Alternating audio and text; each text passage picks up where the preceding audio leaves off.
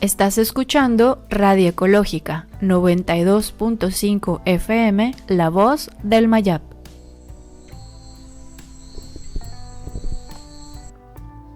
Bienvenidas, bienvenidos, bienvenides a Libros para Amar la Tierra, este programa donde Omar Felipe Giraldo y yo, Rulo ZK, conversamos de libros que nos ayudan a entender un mundo muy diverso.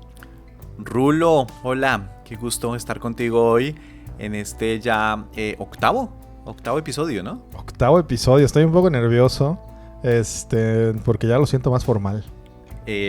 Bueno, no sé, pero bueno, no sé si esto nos lleva a la formalidad, pero lo que sí está pasando es que pues estamos recibiendo mucha retroalimentación de parte de las personas que vienen siguiendo este programa. Y bueno, pues eso ya nos tiene mucho más cómodos, o no sé si también pues con la angustia del compromiso de seguir tratando de hacer estos programas que son realmente una conversación pues con el mayor corazón. Ese es el único compromiso que podemos hacer, porque son para amar la tierra, como el libro que traemos el día de hoy. Pero no nos adelantemos, Rulo. Quisiera yo primero preguntarte una cosita, porque resulta que me contabas que tenemos una sorpresa. Cuéntanos cuál es. Tenemos una sorpresa, qué bonito poder decirles en este inicio del episodio 8 que nuestra temporada va a constar de 13 capítulos y el 13º lo vamos a grabar en vivo. Vamos a tener un evento aquí en Mérida, Yucatán, a finales de noviembre, con nuestra amiga de La Meiga, librería feminista, que nos ha hospedado muchos eventos a los dos.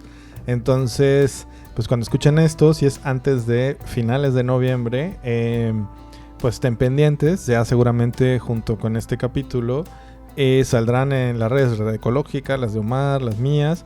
Estaremos compartiendo el evento para que nos vean hacer el ridículo juntos. Bueno, yo no sé cómo va a salir esto, porque está muy raro que lleguen a escucharnos hablar, pero bueno, espero que sobre todo sea una conversación abierta, y me entusiasma muchísimo que sea pues un espacio abierto en este lugar, además que es un lugar, que es un jardín, que es un lugar que es muy bonito y muy significativo, porque ahí hemos hecho otros eventos en otras ocasiones. Muchos, la verdad es que justo platicaba hoy con Ana, estos días con Ana, preparando esto, y sacábamos cuentas y me decía que ya casi cumplía 10 años el espacio de La Meiga y el Apapacho.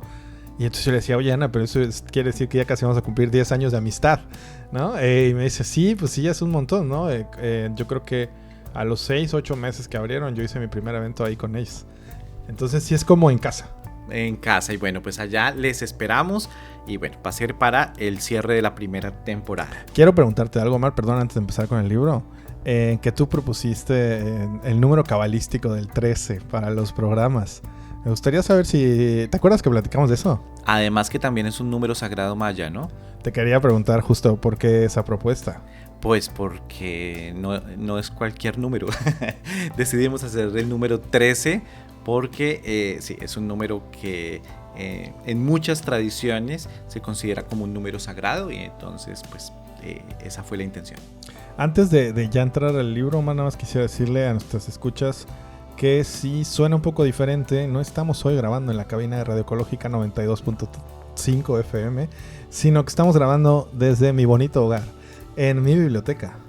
Sí, pues estoy también experimentando esto de grabar en otro espacio, pero en una muy bella biblioteca, que además es el lugar de donde emergen estos libros que estamos comentando, así que es un lugar súper propicio, porque de aquí salen desempolvados justo a sus oídos en este podcast.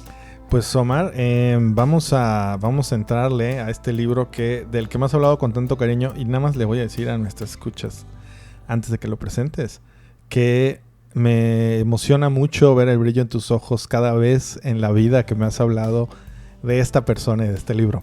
Entonces cuando me dijiste fue como de, ok, y ahora voy a escuchar un poco más. Sí, Rulo, es muy especial para mí, porque este libro que voy a presentar el día de hoy es un libro que no solamente es el libro, sino es todo lo que rodea esto de lo que vamos a hablar el día de hoy. Pero el libro se llama El reencantamiento del mundo, y está lleno de afectos, iba a decir, porque está escrito por mi gran maestra, amiga, compañera, madre, etcétera. Tengo unos grandes cantidad de adjetivos, siempre todos profundamente llenos de amor para Ana Patricia Noguera, que es, algunos la califican como la más importante filósofa de América Latina. Yo diría es una de las pensadoras ambientales más importantes, no tan conocida en tantos espacios.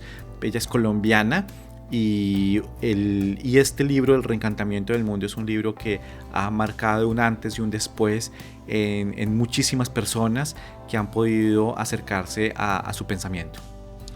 Me encantaría que nos contaras cómo conociste a Patricia Noguera.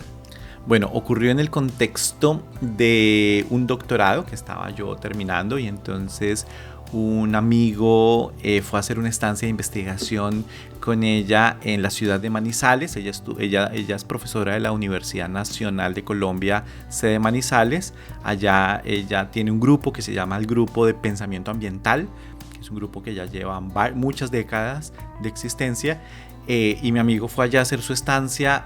Cuando me contó todo lo que había pasado allá, yo ya pues estaba trabajando en mi tesis ya muy avanzada, estaba ya incluso ya terminándola, y yo dije, yo también quiero, y entonces me fui para allá y llegué, y fue la estancia más hermosa y maravillosa que yo he podido tener en mi vida, porque ella me recibió en su casa. Entonces siempre le digo molestando que esa estancia de investigación fue una estancia que yo hice en su cocina.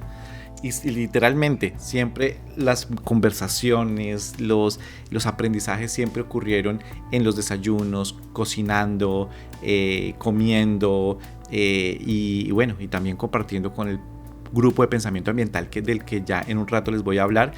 Y desde ahí se creó una amistad. Eso fue en el año 2012.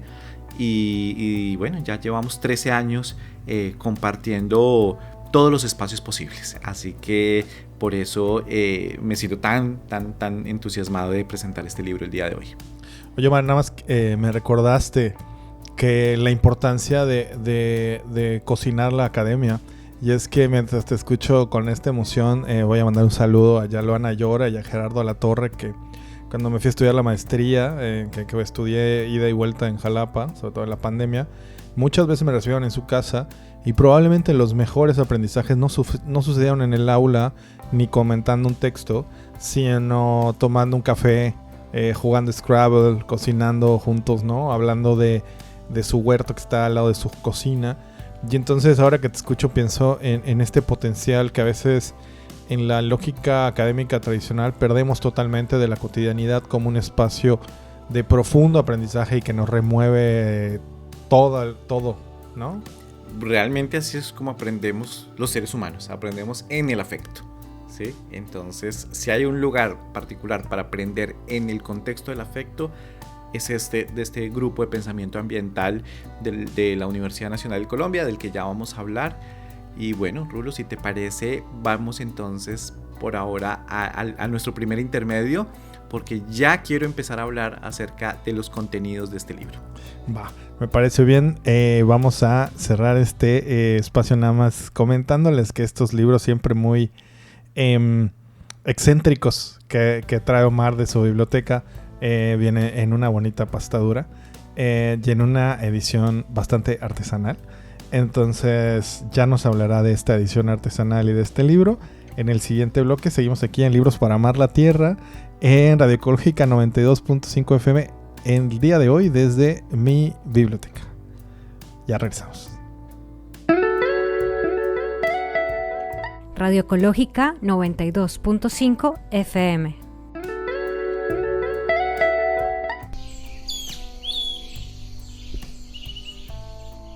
Estás escuchando Libros para Amar la Tierra.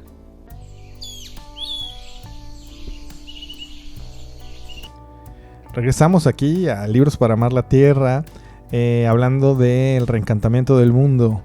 Cuéntanos un poco, Omar, de qué es esto de reencantar el mundo y de qué habla este libro de Patricia Noguera. Bueno, antes de eso voy a contarte que este libro, El reencantamiento del mundo, se editó en el año 2004 en una coedición entre el Programa de las Naciones Unidas para el Medio Ambiente, PNUMA, cuando lo coordinaba Enrique Leff, y la Universidad Nacional de Colombia. Y justamente pues Patricia le dijo a Enrique Leff que él tenía un libro para publicar, y él le dijo, de una lo publicamos acá. Y bueno, desde ahí entonces sí salió una edición grandecita, y bueno, no se ha vuelto a reeditar, pero pues es un libro que desde ahí ha circulado muchísimo. Saludos a Enrique Leff, si nos escucha alguna vez, por favor. Esperemos que sí, le va a compartir el programa. Pues bueno, Omar, ¿cómo te gusta entrarle a este libro? Creo que también en que me contabas, ¿no? En el guión de lo que estamos conversando hoy, en la escaleta de lo que estamos conversando hoy, pensaba en que es un libro difícil de narrar, ¿no? Me parece un poco complejo, al menos para mi entender. Y entonces creo que lo que quisiera preguntarte es ¿cómo te gusta a ti entrarle a ese libro? Bueno, por el nombre, quizá el nombre sea la mejor manera de poder abordar de lo que trata. A ver, aunque el libro no lo nombra, tú recordarás, Rulo, que Max Weber hablaba del desencantamiento del mundo como una manera de nombrar la modernidad.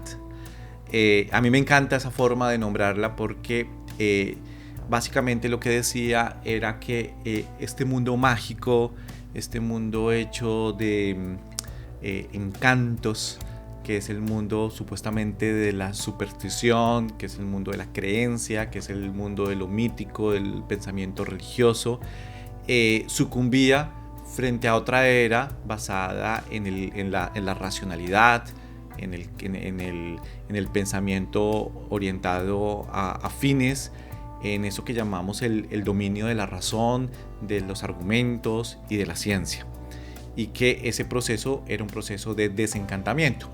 Por ahí no lo toma este libro de Patricia Noguera, pero me gusta nombrarlo desde ahí porque lo que sí dice este libro es que lo que hemos venido ocurriendo es que el desencantamiento del mundo ha sido un proceso paulatino en el que hemos venido rompiendo amarras con lo sagrado y por supuesto con la tierra. Entonces hemos dividido el mundo en dos, un mundo que es un mundo puramente humano y todo lo demás a su servicio, que está a nuestro servicio. Entonces partir de un proceso de un pensamiento ambiental, así es como se le denomina, que es diferente a pensar una filosofía ambiental a todas estas, porque la filosofía ambiental de alguna manera quiere,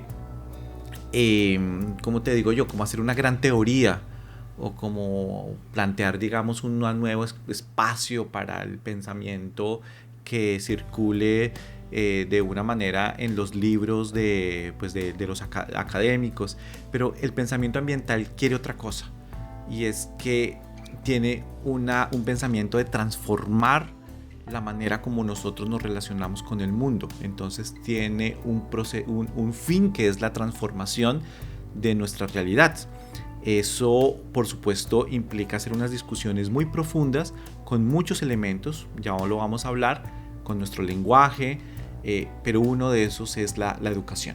Entonces, precisamente, bueno, esto voy a adelantarme con esto. Ana Patricia Noguera, Patti le voy a decir de ahora en adelante, porque me siento raro diciéndole a Ana Patricia. Patti habla de la necesidad de una ambientalización de la educación.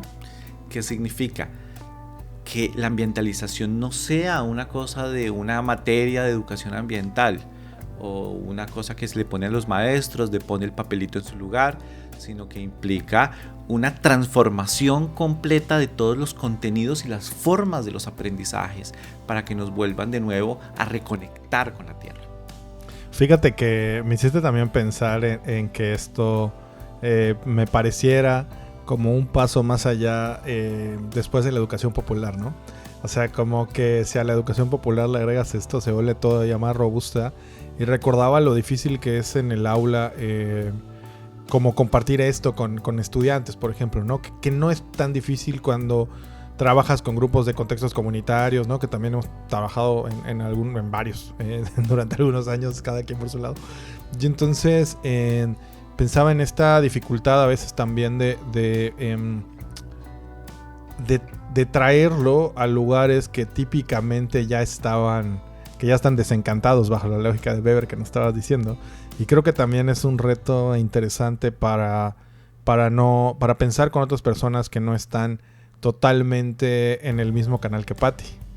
Bueno, cuando estamos en esos momentos, dependiendo, por ejemplo, yo que trabajo con pueblos indígenas o pueblos campesinos, la tarea es mucho más fácil, porque no hay que hacer la operación de sutura, por lo menos de una manera, o sea, una separación. Si lo que hay es una separación, muchas veces lo que toca hacer es una sutura para volver a reencontrar el mundo. Voy a anunciarlo de una vez, el mundo simbólico con el mundo. Cuando hablo del mundo simbólico me voy a referir a los significados, a los sentidos, a las palabras, a toda la construcción simbólica que hacemos los seres humanos en el campo de la cultura con la tierra. Si hay una cosa que ha pasado y que explica la crisis ambiental en la que nosotros estamos, ha sido justamente porque ha habido una enorme separación. Esta separación es una separación en donde la cultura, con todos sus dominios, vamos a llamarlo de esa manera, que son el derecho, la ciencia, la política, la cultura, todo lo que podemos hablar acerca de la construcción cultural de una civilización, que es la civilización moderna, occidental, está completamente desentendida de cómo la vida se sostiene. Y la vida es como una dislocación, en donde el mundo supuestamente que es un mundo enteramente humano y separado de su mundo natural y biológico, se construye de una manera que no comprende cómo la vida, cómo es la lengua de la tierra. Y de ahí, de este choque, pues justamente emerge una crisis que no vamos a poder solucionar. Y es que si no la solucionamos, sencillamente eso significaría que no vamos a poder ser viables en la tierra. Pero no va a solucionarse si no atendemos esta ruptura fundacional de este proyecto civilizatorio que ha sido un proyecto de la dominación, del sojuzgamiento, de la manipulación, del control, de la enajenación, de todo lo no humano que se pone al servicio del proyecto económico, en este caso de nuestra modernidad capitalista. Entonces, esto nos llama a ir hasta los fundamentos mismos del origen de esto que llamamos la cultura occidental. Y bueno, eso es uno de los pedacitos que hace el pensamiento ambiental. Y lo que hace Ana Patricia Noguera, Patti ya había dicho que le iba a decir, lo que hace Patti es seguir la estela de otro pensador ambiental del cual ella es discípula, que es Augusto Ángel Maya. Augusto Ángel Maya fue un pionero del pensamiento ambiental, un filósofo muy erudito, que es pues él también fue sacerdote jesuita y fue un pensador ambiental que tiene unos libros extraordinarios y que fue, pues junto con Enrique Leff, por ejemplo, fue uno de los fundadores de los pioneros del pensamiento ambiental en América Latina. Pero lo que hace Augusto Ángel Maya es que desde la filosofía él empieza a deconstruir en Occidente lo que él llama la fragilidad ambiental de la cultura, que implica entender cómo desde sus orígenes la cultura occidental se creó independientemente a la vida y cómo se fue construyendo completamente separada. Y por ahí entonces esto nos lleva del lado griego, del lado judio-cristiano, del pensamiento pues, de la patrística, etcétera, el cristianismo, y cómo se fue construyendo todo un tipo de pensamiento del que somos herederos, sin darnos cuenta, sin que nunca hayamos leído a Platón, dice Patricia Noguera. Nosotros somos mega platónicos, en el sentido de que nosotros hemos dividido el mundo en dos, en una esfera que es el mundo de la naturaleza y otro mundo que es el mundo de lo humano, en donde está el alma, en donde está pues aquello que sobrevive a la Tierra, donde está, y que en la modernidad esta es la razón. Es una razón completamente desentendida de la Tierra. Quisiera comentar, Tomar, que pensaba, oye, estamos grabando un 25 de octubre y pensaba en que hace unos 6 meses, yo creo, tal vez un poquito menos, nos encontramos tú y yo en la Feria de Semillas de Chaxinquín. Y entonces pasó algo, varias cosas que no funcionaran de manera occidental y que se concluyeron hoy que entraste a mi casa. Y es que en la Feria de Semillas de Chaxinquín, un compa me regaló una vara para que yo sembrara yuca en mi casa. Y le dije, oye, ¿y será que dé la mata en un huacal? Porque pues no tengo mucho espacio. Y me dice, yo nunca le he sembrado en huacal, pero pues inténtalo. Y entonces llegué y sembré esa vara hace unos meses. No han sido unos meses especialmente prolíficos desde mi parte de dedicarle tiempo al jardín, pero las lluvias hicieron su chamba esta temporada. Y entonces entraste a mi casa y en una lógica, primero fue regalo, ¿no? Don. Luego mediado por la naturaleza en su profundo lenguaje del agua. Y ahora mediado por la amistad que construimos y que hablamos de plantas a veces. Me enseñaste que mi yuca ya está lista para ser cosechada.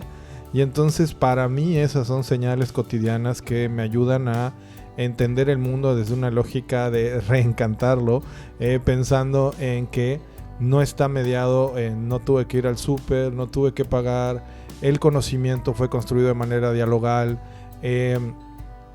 el camino mismo también dependió de que la naturaleza me diera y que yo dijera, bueno, pues ni pex, mis condiciones en este momento no me permitieron regar todos los días, por ejemplo, ¿no? Y entonces en este diálogo complejo de la yuca, en que hoy hasta me diste una receta para poder comerla, siento que se explica un poco lo que estoy entendiendo que me estás contando.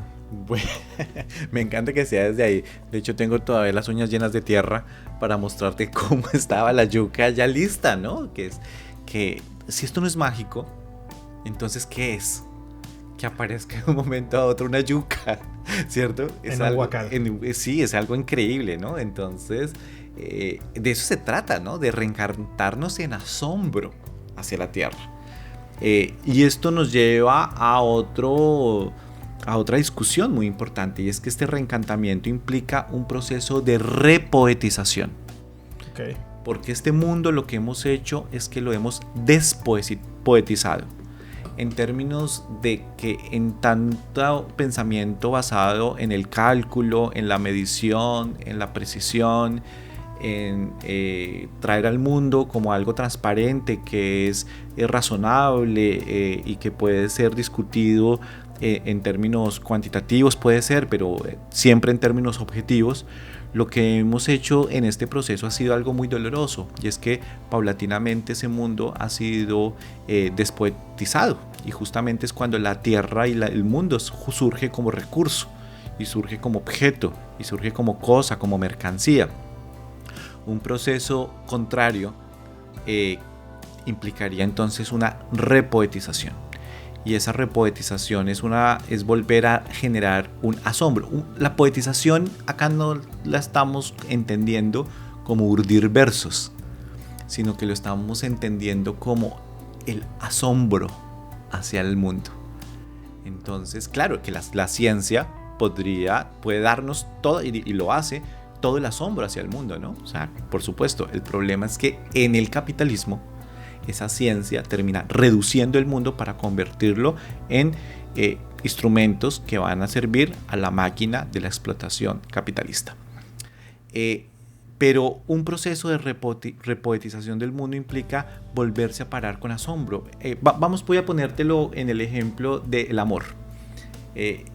Podríamos hablar del amor desde una postura reducida y reduccionista, y entonces terminaríamos hablando de los neurotransmisores en la compleja máquina del cerebro, y terminamos hablando de dopamina y serotonina y estas cosas que aparecen. Hay un programa en Nat Geo, ¿no?, que se llama La Ciencia del Amor. Es cierto, es cierto. Y terminamos hablando de eso, y no es que no sea cierto, pero cuando lo terminamos reducidos a eso, entonces ¿qué es lo que pasa? El amor termina reducido a un neurotransmisor. Eso no nos dice nada del amor. ¿Quién nos puede hablar del amor? Los poetas, la música. ¿Por qué? Porque son los quienes tienen la posibilidad de hacerlo con afecto profundo y asombro, de pararse frente al amor y cantarle y urdirle versos. Ahí sí. Entonces es una actitud hacia el mundo. Entonces hay un poeta alemán muy importante, romántico, que se llama Hölderlin, de apellido Hölderlin, Friedrich Hölderlin, y que dice, lo que permanece lo fundan los poetas. Y con ese enunciado podríamos volver a entender de que si lo que permanece, en términos de que es aquello que permite el permanecer, lo fundan los poetas, no lo fundan la razón, lo fundan quienes son capaces de poetizar ese mundo. Entonces una de las tareas más importantes de nuestro tiempo para reencantarnos del mundo es volver a poetizarlo. Entonces eso implicaría ser también una cienciopoética, implicaría volver a lenguajear de otra manera el mundo, implicaría volver a acercarnos con ternura hacia la tierra, hacia Tuyuca, porque un pensamiento desencantado, ¿qué es lo que hace? Convertirlo en recurso. Pues Omar, seguimos hablando de esto en el siguiente bloque y espero que ustedes también estén encantándose como yo de esta conversación. Estos Libros para Amar la Tierra en Radio Ecológica 92.5 FM. Ahora regresamos. Estás escuchando Radio Ecológica 92.5 FM, La Voz del Mayab.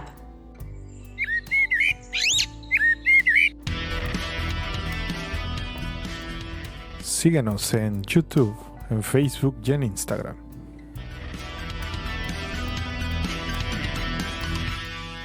Regresamos aquí a Libros para Amar la Tierra. Estamos conversando del reencantamiento del mundo y disfrutando también de los espacios entre bloques en los cuales seguimos chismeando y riendo.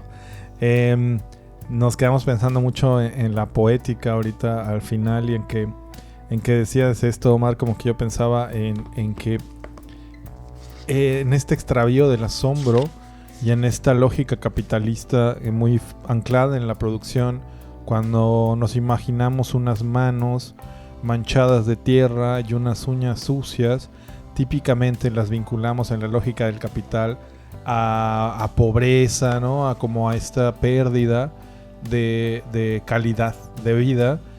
Y yo pensaba que cuando me empecé a ensuciar las uñas por la tierra pues en la pandemia, mi comprensión del mundo cambió. Y entonces me parecía cada vez más poética en estas fotos muy famosas, sobre todo de los movimientos de izquierdas, de los guaraches y los pies, de las manos ajadas, ¿no? Empezaba en esta poética de la fotografía que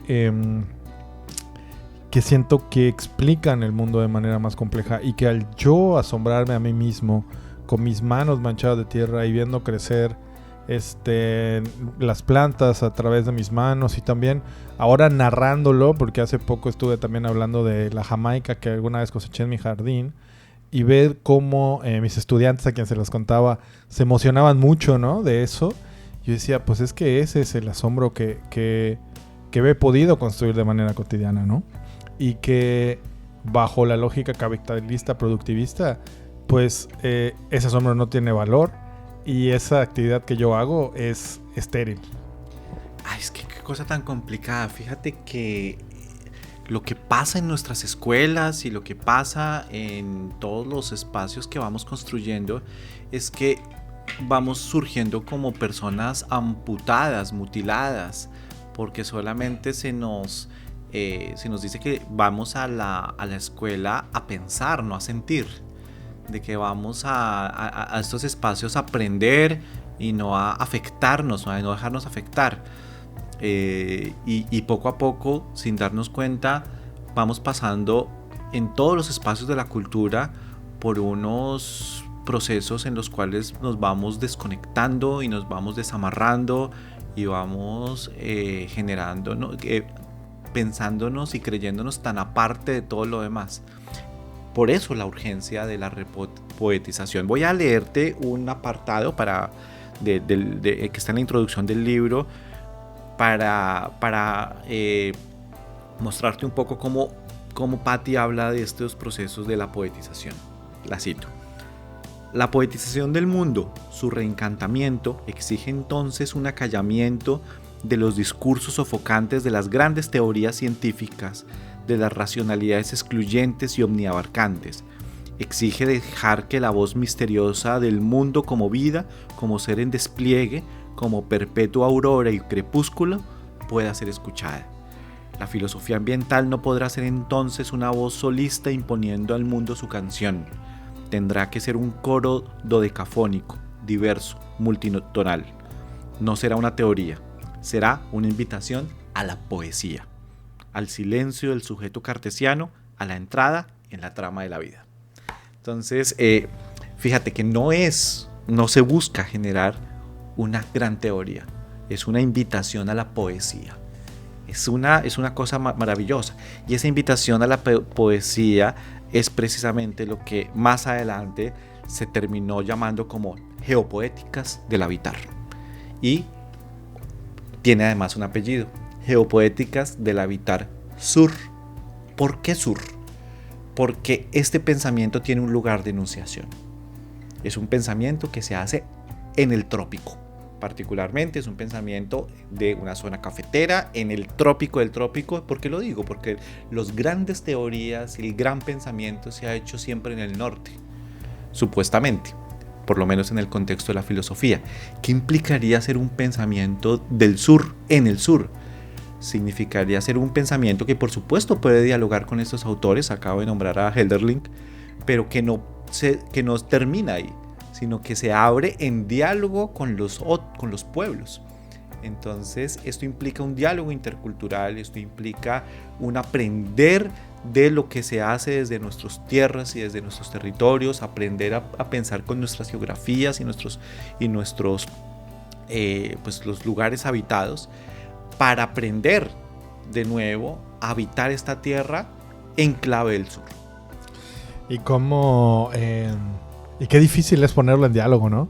O sea, de repente pensaba mucho en las veces que tiene uno que reintroducir cosas del sur que para ti das por sentadas, ¿no? O sea, a mí cuando tengo que explicar el ZLN a alguien que no sabe qué es el ZLN, y no me refiero específicamente ahora a estudiantes, me refiero a gente de 50 años que cree que el ZLN es un movimiento del 94 y que solo se dio en el 94, ¿no? Y entonces, qué importante este mote del sur que no es un mote solamente, pero esta idea que nos invita, ¿no? Guía hacia esta poética que no sucede en la lógica occidental, ¿no? Como que de la que ellos dicen que es global, ¿no? Además es un pensamiento que busca enunciarse desde la subalteridad, que se hace desde aquellos que han sido ignorados y dominados. Entonces, ¿qué implica hacer un diálogo con este otro saber? Es justamente también lo que yo intento hacer en mi propio trabajo y en mi propia experiencia vital. Aprender. Fíjate que para ponerlo, este jueves ahorita estábamos hablando de Chaxinquín, aquí en Yucatán, que es un lugar donde maravilloso, digamos, sede de los guardianes y guardianes del sur de Semillas del Sur de Yucatán. Tienen un espacio maravilloso, porque resulta que un ritual es el de la primicia. La primicia es la primera ofrenda que se hace después de la primera cosecha, en este caso del maíz, y no se come, sino que se ofrenda, y se hace todo un ritual. Y bueno, se reza, digamos, el maíz. ¿A qué me refiero? Eso va a ser el jueves, en 4 días voy para allá. Entonces, perdón, eso es el 30 de octubre, sí. Para que lo pongan en contexto. Sí, okay. O sea, al día siguiente que sale este programa. Bueno, perfecto. Perdón, un día antes de que salga ese programa. Sí, muy bien. Pues bueno, fíjate que ¿qué es lo que hacen los guardianes y guardianes de Semillas del Sur de Yucatán? Pensar que el maíz es un recurso, es una cosa. Pues no, es un ser vivo que tiene corazón, y además hay que ofrecérselo a los animales, hay que ofrecérselo a la tierra misma, como un agradecimiento profundo por el don de la cosecha. Eso es una actitud poética. O sea, si queremos hablar de poetizar el mundo, esto es, no tenemos que recurrir a las personas, a Octavio Paz. Tenemos que recurrir a los pueblos, porque los pueblos poetizan en el acto mismo, como estos, poetizan porque están recibiendo el don con reverencia y con humildad en estos sentidos en donde la poesía se abre al mundo. Es un sentido profundamente de estar encantado con el mundo permanentemente. Ay, está muy intenso esto, Omar, porque pienso como en muchas cosas que son acciones como de resistencia. De repente pensaba en esto del asombro y de permitirse construir esta poética de cosas totalmente cotidianas, como la yuca o mi naranja agria que por primera vez va a ser cosechada. Y pensaba en que está tan cerca, tan a la mano, que me parece absurdo que hayamos perdido ese asombro. O sea, como que volteando hacia atrás y digo, no manches, güey, o sea, ¿cómo perdimos eso? Si está ahí todos los días, todo el tiempo, no sé, el asombro de un girasol, de un heliotropo siguiendo la luz del sol, ¿no? O el asombro de ver crecer el verdín en esa zona de tu casa donde no le pega el sol 24/7. Y entonces, inclusive hasta diría que es parte fundacional de la ciencia misma, la curiosidad. Y entonces, aún así, en esta lógica, yo siempre lo pienso mucho en clave de Foucault, ¿no? Como esta lógica ascética del hospital, todo blanco, todo visible. Pienso como, ¿de verdad perdimos eso? Está rarito, ¿no? Muy. Estoy escribiendo ahorita un texto que Sí. no te he contado. Estoy escribiendo ahorita un texto breve, un ensayito sobre la oscuridad. Y yo estoy investigando ahorita un poco sobre la oscuridad porque vivo en una ciudad que tiene una política pública sobre poner unas luces LED como la que podrás ver en esta ventana, y que es una luz blanca, fría, fortísima. Y entonces he estado pensando mucho en la oscuridad. Y una de mis dudas es, ¿por qué nos da tanto miedo a la oscuridad en una ciudad?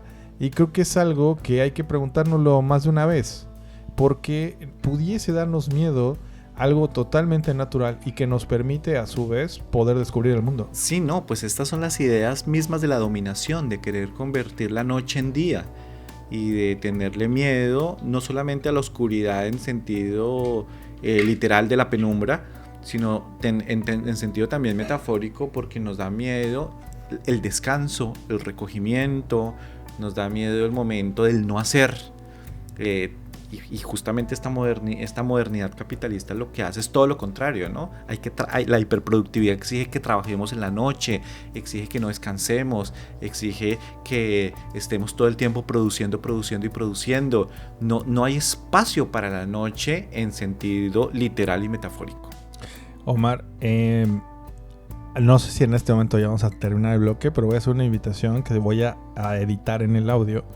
Y es que voy a poner al final de este bloque un lapso de 1 minuto en el cual solo va a haber sonidos de fondo ambientales, y voy a invitar a las personas que lo estén escuchando que dejen de hacer lo que están haciendo por 1 minuto y se dediquen a escuchar durante 1 minuto y tratar de descubrir qué sonidos hay ahí, para apostar por la inactividad y que solamente se concentren en eso. La gente que escucha podcast muchas veces está haciendo cosas, y estamos ahorita, tal vez mientras nos escuchan, están trabajando o están manejando, o están lavando platos. Yo lavando platos y haciendo café suelo escuchar podcast.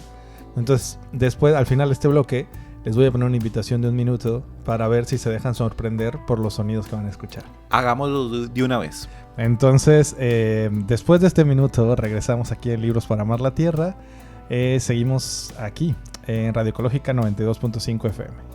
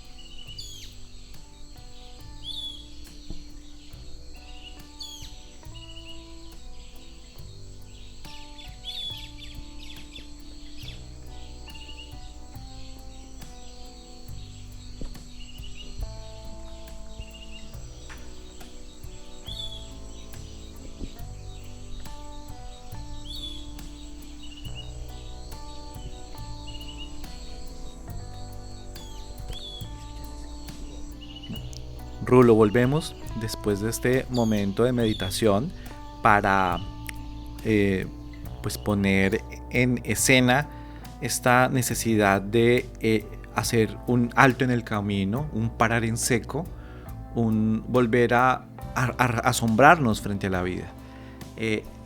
Yo lo que te iba a decir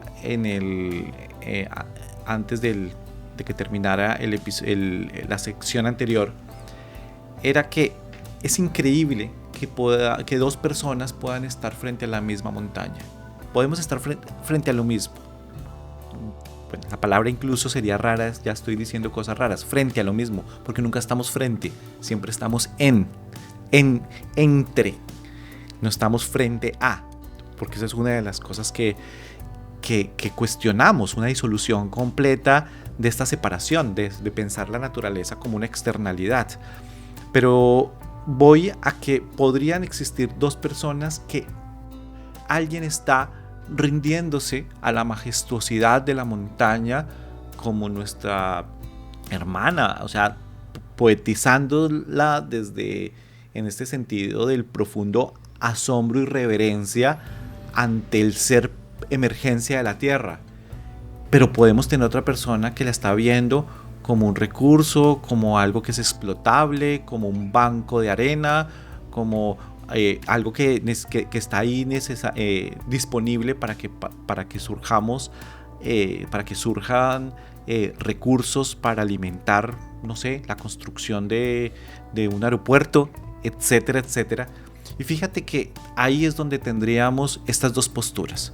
Una postura de profundo desencantamiento y despoetización, y otra que sería el espacio del reencantamiento, el espacio de volver a reencontrarse con esto mágico. Esto es lo que estamos hablando con unas geopoéticas del habitar. ¿Cómo podemos reencontrarnos de nuevo con una geopoética del habitar? Y cuando hablamos del habitar, hablamos como la pregunta más importante en nuestros tiempos. Es una cosa que Patti nombra permanentemente. ¿A qué se refiere?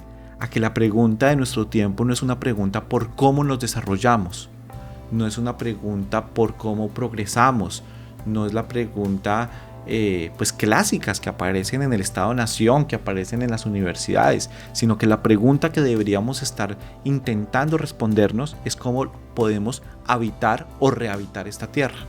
Es la pregunta por el habitar, que nombra una manera en la que nosotros estamos entre la trama de la vida y cómo nos hacemos un puesto que no sea el espacio de la dominación, que no sea el espacio de haber roto amarras con la tierra y con lo sagrado, sino cómo nos tejemos entre la trama de la vida, porque somos una hebra más dentro de la trama de la vida, y cómo a partir de esto reorientamos todos los sentidos, todas nuestras prácticas, toda nuestra técnica entre el habitar que nos habita, porque habitar aquello que nos habita implicaría una sabiduría profunda, y que este es el corazón del problema ambiental. El problema ambiental no es un problema de generar un desarrollo sostenible que tan caro le ha salido a las políticas en el mundo, porque pensamos que el problema es el desarrollo. No, el problema es la pregunta por el habitar, y esto implica un profundo cambio cultural. De hecho, Augusto Ángel Maya tiene un libro que se llama así, Desarrollo Sostenible o Cambio Cultural, porque realmente acá necesitamos hacer una transformación en los símbolos, en los sentidos, en el lenguaje, en todos los aspectos que son tan fundamentales de la cultura para hacer un retorno a la tierra. Necesitamos un regresar al humus. Implica volver en serio a pensar desde y con la tierra, al sentirnos nosotros tierra. Y esta es otra locución muy importante que ha hecho Patti en otro libro que se llama así, Cuerpo Tierra, porque nosotros somos cuerpos de la tierra. Yo me tengo que preguntarte con esto que me parece fascinante y que creo que sí es una mirada necesaria, ¿no? Y urgente. ¿Cómo es tu experiencia cuando te preguntas esto con las personas, digamos, de las que aprendes, ¿no? Te pienso en Csikszentmihalyi, pero también cómo es cuando te preguntas cómo rehabitar el mundo con personas que consideras que están en un lugar diferente. Es decir, no solamente cuando vas buscando esto de que hacemos, ¿no? De buscar maestros y maestras en todos lados, sino también qué pasa cuando te toca a ti ocupar ese lugar donde tienes que compartir esto. ¿Se piensa diferente esa pregunta? Pues a ver, ¿Cómo tengo... Qué buena pregunta. Mira, tengo dos experiencias diferentes. Una es la experiencia de ver la normalidad del mundo, que es la normalidad de este mundo desencantado. Esa por supuesto que me genera, me irrita cuando obviamente estoy en algún, pues veo noticias, prendo las noticias, cuando veo lo que dice Trump, cuando veo lo que pasa en este mundo, por supuesto que es algo que me interpela profundamente. O cuando tengo conversaciones cotidianas con alguien que no se ha cuestionado esto nunca. Sin embargo, hay veces, en muchos momentos, tengo la oportunidad de estar en conferencias, estar en espacios de clase, estar en momentos en donde solamente es que lo ponga en esta otra frecuencia diferente. Y yo creo, mi experiencia es que la conexión suele ser inmediata, porque es como una especie de recordar. Y una de las cosas que hace este tipo de pensamiento ambiental, que es una cosa tan importante, es que es justo lo que tú me acabaste de decir. Oye, ¿no está raro lo de la yuca? Uno pensar que es una cosa como ahí afuera, como exterior, como un objeto. Y que justamente eso es lo que se busca, es generar un extrañamiento. El primer proceso para reencantarse es generar un extrañamiento, es decir, que se extrañe uno de sí mismo, se extrañe uno de su propia cultura, que uno diga, qué raro, qué extraño, qué mundo tan desconectado en el que me ha tocado vivir, que es necesario, que es un momento muy doloroso, es un momento de desencantamiento, que en la pedagogía es muy importante porque se usa ese proceso pedagógico de pasar de un momento doloroso, difícil, de hacerlo desencantadamente, y ya te voy a decir algunas herramientas que se pueden usar para esto, a pasar a otro momento que es el momento del reencantarse. Pero para pasar este momento de desencantamiento, una de las cosas maravillosas que ha hecho el pensamiento ambiental liderado por Patti Noguera es poner la estética en el centro. ¿A qué me refiero con la estética? La estética tiene que ver en su concepción originaria con la palabra aiestesis, que significa la intensidad de las percepciones de los sentidos. ¿Qué significa eso?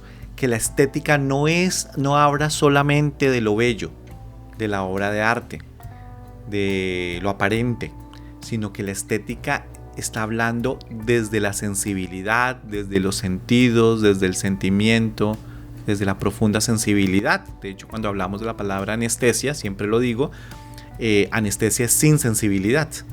Cuando nos anestesian es porque nos inhiben el sentir y no sentimos dolor, estamos anestesiados. Entonces, volver a recuperar esta idea de la estética significa hacer un camino que surja desde el sentir y desde los sentimientos y que lo ponga en primera escena. Y justamente eso también es lo que yo traté de hacer como despliegue en el libro que escribimos con Ingrid Toro de afectividad ambiental. Es poner esto en primera escena, la sensibilidad, los sentidos, o sea, la estética. Pero la estética también se expresa en poesía. Esa sensibilidad se expresa también en arte. Y que probablemente el arte es una de las mejores herramientas que tenemos para generar tanto un proceso como el otro. Me refiero ante el proceso del extrañamiento, el proceso de sentir el dolor. En eso entonces se usa la música, se usa la fotografía, se usa la obra de arte, se usa expresiones artísticas diversas. Entonces, fíjense que no es una filosofía, sino es un pensamiento ambiental que florece en arte. Y de hecho así se hacen las investigaciones. En el arte, en el contexto de lo artístico, surge esta idea, pero con un lenguaje que nos lleve a generar un extrañamiento del mundo. Entonces existe toda una serie de trabajos que se ha hecho en términos de una interpretación de diferentes obras de artistas que nos llaman a preguntarnos, pero no de una manera, ¿cómo lo diría yo? Como alejada, sino desde una perspectiva que nos ayude a sentir el dolor profundamente de nuestra separación, pero que nos encauce a un proceso de reconexión profunda y de un retorno sin regreso a la tierra. Y esto es lo que pensamos que necesitamos hacer también en los procesos de la educación ambiental, porque no funciona de una manera del logos, o sea, de la razón, poniendo numeritos. No funciona de esta manera, sino funciona mejor incorporándonos nosotros en la vida desde la sensibilidad, y no hay nada mejor que el arte. Entonces la estética, estamos hablando de que es un pensamiento ambiental estético. Y solamente para tal vez decir lo último antes de hacer las últimas reflexiones, que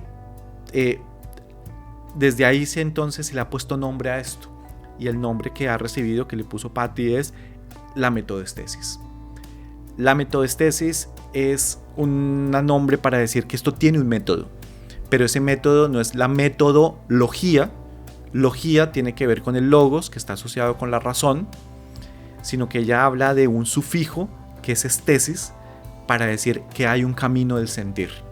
Entonces, método, estesis, es conocer, construir métodos desde el sentir y desde el sentimiento. Mira, a partir de esta metodestesis, que se le puso nombre no hace mucho, hace unos 10 años, pensando que se han hecho trabajos por lo menos desde hace 35 años, se han hecho más de 100 tesis en este grupo de pensamiento ambiental, y todas esas tesis tienen en común este camino del sentir como una disolución completa de la separación, lo llamamos del sujeto y el objeto, y que más bien pongan en primera escena el cuerpo, la sensibilidad, los sentidos, el sentir como una forma de conocer, de que podemos conocer afectivamente con el cuerpo, y que eso es el retorno a la tierra, y que eso se puede florecer en diferentes expresiones artísticas, pero que nos lo llevan a este profundo pensamiento ambiental.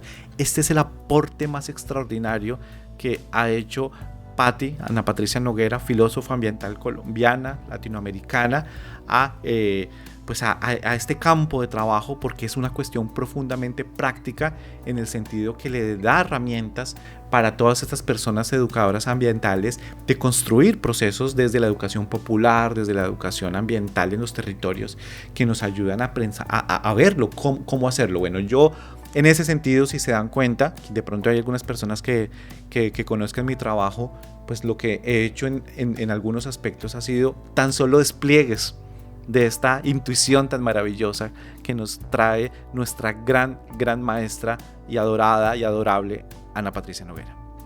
Fíjate que escuchándote me parece que me doy cuenta de muchas carencias que tienen algunos otros ambientalismos, de no tener esa parte, ¿no? O sea, como pensaba mientras te escuchaba, pensaba en muchos activistas ambientales que he conocido que un poco se ponen muy en el logos. O sea, muy en el, no, pues es que hay que la basura, ¿no? Y entonces el tema de la basura, y que si hay que reciclar, y que si no sé qué, porque si no, ¿no? Como que todo ponerlo en números. Siento que algo que me parece muy interesante digo interesante, pero no significa que me guste, de la metodología, es que los números están al centro, y que creo que en esta propuesta, mientras te escuchaba, me daba cuenta que los números no están al centro, porque los números no son fáciles de sentir, ¿no? No estoy diciendo que no se puedan sentir, pero no son fáciles de sentir.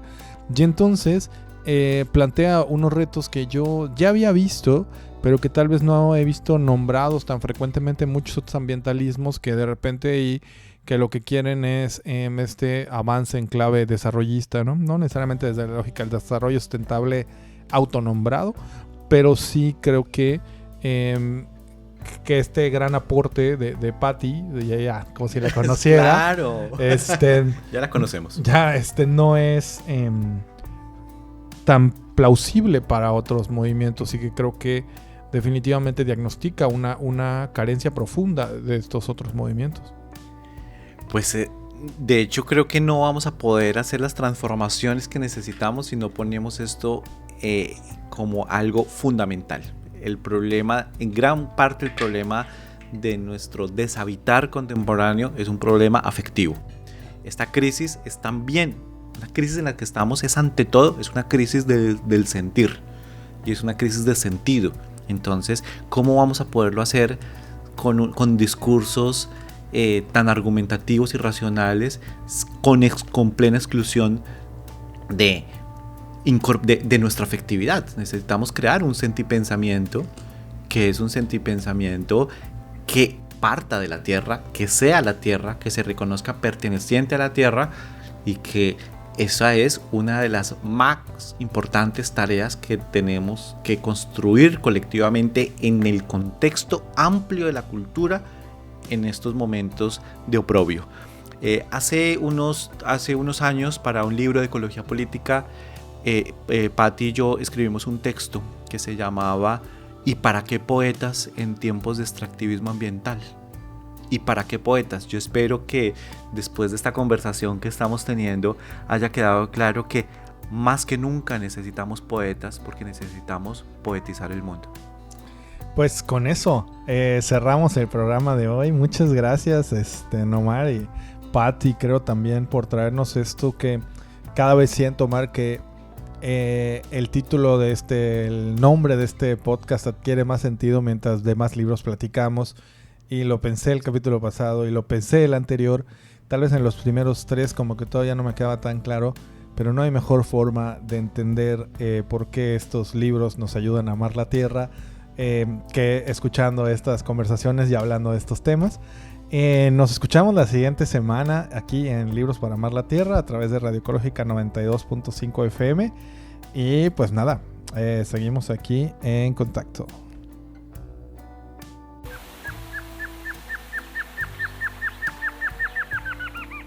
Este episodio fue grabado en la cabina de Radio Ecológica 92.5 FM en Mérida, Yucatán.